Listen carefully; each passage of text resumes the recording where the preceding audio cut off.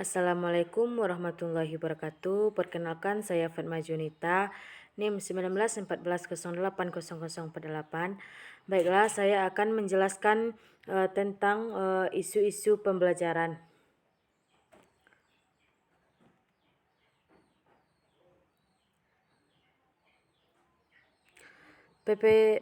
Yang pertama yaitu PPJ daring dan luring. Apa itu PPJ? PPJ adalah pembelajaran jarak jauh selama pandemi. Apa itu PPJ daring? PPJ daring adalah pembelajaran yang dilakukan menggunakan aplikasi internet atau pembelajaran yang dilakukan dengan menggunakan jejaring internet.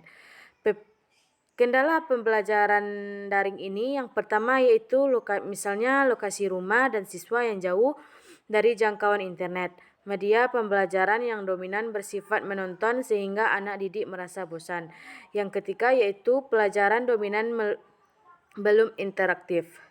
Metode pembelajaran daring ini yaitu yang pertama itu menggunakan Meet, menggunakan Zoom, dan menggunakan Classroom. Tujuan pembelajaran daring ini yaitu memastikan pemenuhan hak peserta didik di masa COVID-19. Yang kedua yaitu memberhentikan penularan COVID ke peserta didik. Masalah yang muncul selama pembelajaran daring ini yaitu guru merasa kesulitan dalam menyusun RPP. Yang kedua yaitu pembelajaran tidak dapat dilakukan secara efektif karena banyak siswa terkendala jaringan internet. Yang ketiga yaitu guru merasa kesulitan bekerjasama dengan orang tua dan siswa. Apa itu PPJ luring? PPJ pembelajaran yang dilakukan di luar jaringan internet yang dapat diartikan pembelajaran secara langsung oleh guru dan peserta didik tanpa melibatkan aplikasi. Metode pembelajaran luring ini yang pertama yaitu pembelajaran dilakukan secara tatap muka, tidak menggunakan aplikasi dan guru lebih leluasa dalam proses mengajar. Yang kedua yaitu keterampilan abad 21 mempunyai 4 pilar. Yang pertama yaitu learning to be, yaitu kemampuan berpikir kritis, kemampuan menyelesaikan masalah, komunikasi dan kolaborasi, kreativitas dan inovasi, literasi informasi atau yang disebut dengan ICT. Yang kedua yaitu learning to be, keterampilan sosial dan lintas budaya, tanggung jawab pribadi, pengetahuan diri, kemampuan berpikir logis, dan keterampilan metakognitif. Yang ketiga yaitu learning to live together, yaitu yang menghargai keanekaragaman, civic and digital citizenship, dan kompetensi global. Yang keempat yaitu learning to know, memperoleh atau memperdalam, memanfaatkan materi pengetahuan yang merupakan hal penting bagi siswa. Teman-teman juga bisa melihat di sini. Yang ketiga yaitu literasi sains. Dalam pengertiannya yaitu suatu ilmiah pengetahuan dan pemahaman mengenai konsep dan proses untuk seseorang membuat keputusan dengan pengetahuannya. Tujuannya yaitu pengetahuan dan penyelidiki kota kasa lisan dan tulisan, hubungan antara sains, teknologi, dan masyarakat. Literasi sains ini secara harfiah, literasi sains ini terdiri dari kata yaitu literatus yang berarti melek huruf, dan sintesia yang diartikan memiliki pengetahuan. Literasi sains ini merupakan kemampuan menggunakan pengetahuan sains, mengidentifikasi pertanyaan, dan menarik kesimpulan berdasarkan bukti. Literasi sains ini menurut PISA diartikan sebagai the capacity to scientific knowledge, to identify questions, and to draw evidence-based conclusion in order to understand and help make decisions. Tujuan literasi sains ini yaitu pengetahuan dan menyelidiki kotakasa lisan dan tulisan, hubungan antara sains, teknologi, dan masyarakat. Yang keempat, PISA.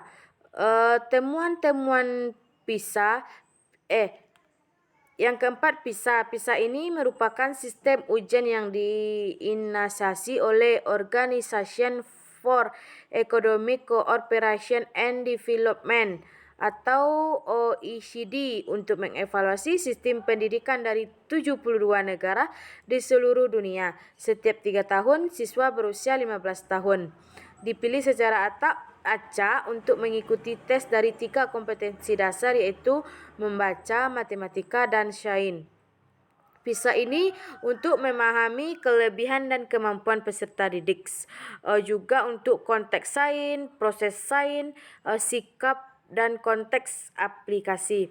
Temuan-temuan PISA ini yaitu memahami literasi, membaca, matematika, sains, dan sosial media. Yang selanjutnya yaitu tim SS. Pengertiannya yaitu merupakan studi internasional tentang arah dan perkembangan matematika dan sains. Penyelenggara tim SS ini yaitu Amsterdam dan dilakukan 4 tahun sekali. Tujuannya yaitu meningkatkan pengajaran dan pembelajaran IPA dan matematika dengan prestasi belajar siswa. Yang selanjutnya yaitu KPS. KPS merupakan kemampuan peserta didik dalam menerapkan metode ilmiah dalam memahami, mengembangkan sains, dan menemukan ilmu pengetahuan. Menurut para ahli, KPS ini yaitu keterampilan proses dasar, keterampilan proses terintegrasi. Keterampilan proses dasar ini yaitu pengamatan, penggunaan, pengukuran, dan peramalan.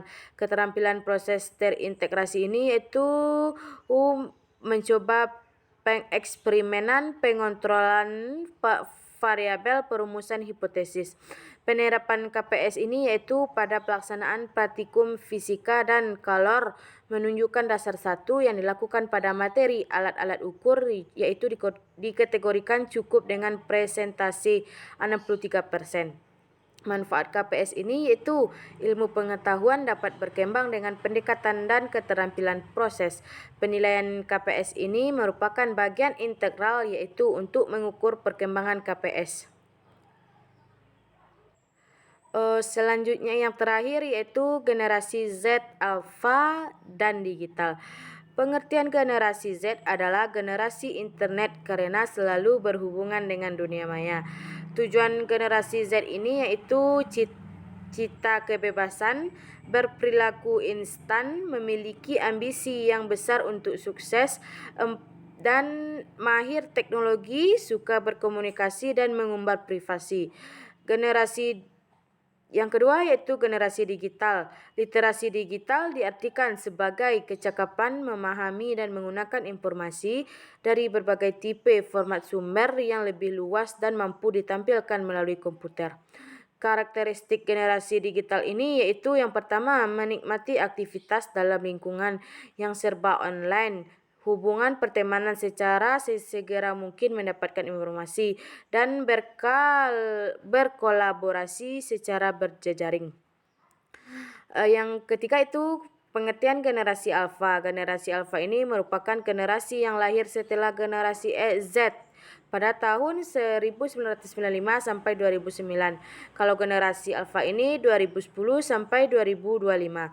Karakteristik generasi alfa yaitu melek digital sejak usia sangat dini. Generasi ini terpapar oleh teknologi secara terus-menerus sejak kecil. Yang kedua yaitu media yang dapat memberikan informasi dan sekaligus melatih motoris serta kognitif anak untuk pembelajaran karakter pada usia. Hanya sekian yang dapat saya sampaikan tentang isu-isu pembelajaran. Wassalamualaikum warahmatullahi wabarakatuh.